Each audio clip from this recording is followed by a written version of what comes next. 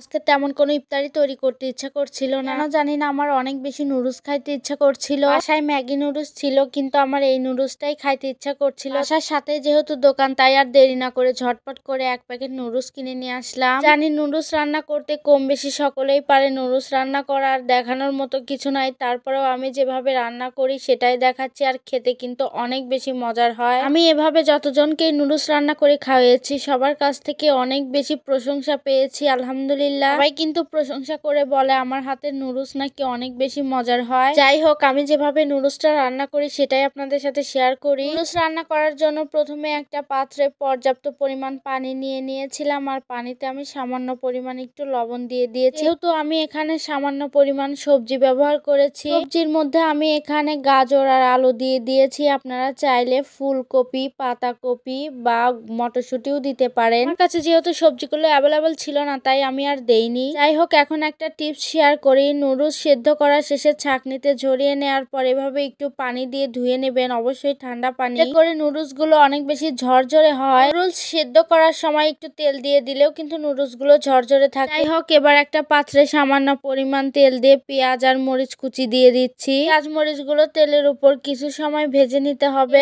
এরপর এখানে অ্যাড করে দিতে হবে ডিম। আমি এখানে 2টা ডিম নিয়েছি, আপনাদের নুডলস এর পরিমাণ অনুযায়ী ডিমটা নিতে পারেন। তারপর সামান্য 1 চিমটি লবণ দিয়ে আমি স্ক্রাম্বল করে নিচ্ছি ডিমগুলো। এই পর্যায়ে একটা ছোট্ট রিকোয়েস্ট করি, এখনো যারা আমার ভিডিওটি কন্টিনিউ করছেন অবশ্যই একটা লাইক দিবেন। আমার ভিডিওগুলো আপনাদের কাছে কেমন লাগে সেটা কিন্তু কমেন্টের মাধ্যমে আমাকে জানাতে পারেন। আমার ভিডিওগুলো যদি আরো দেখতে চান, চাইলে কিন্তু আমার পেজটাকে ফলো দিয়ে রাখতে পারেন। ইউটিউব থেকে দেখলে সাবস্ক্রাইব করে কিন্তু পাশে থাকা বেল বাটনটি অন করে রাখতে পারেন। কথা বলতে বলতে আমার ডিমগুলো ঝুরা করে ভাজি করা হয়ে গেছে। এখানে আমি সামান্য পরিমাণ লবণ অ্যাড করে দিয়েছি, আর নুডলস এর মধ্যে যে মশলাটা ছিল সেটাই দিয়ে দিয়েছি। নুডলস এর মশলাটা খুব ভালোভাবে ডিমের সাথে মিশিয়ে নিতে হবে। ডিমের সাথে খুব ভালোভাবে নুডলস এর মশলাটা মিশিয়ে নেওয়া হয়ে গেলে এই পর্যায়ে আমাদের এখানে অ্যাড করে দিতে হবে আগে থেকে সিদ্ধ করে রাখা নুডলস গুলো দিয়ে খুব ভালোভাবে নেড়ে চেড়ে মিশিয়ে নিতে হবে। আলহামদুলিল্লাহ, দেখতেই পাচ্ছেন আমার নুডলস গুলো কতটা ঝরঝরে হয়েছে, একদম পারফেক্ট ভাবে সিদ্ধ হয়েছে।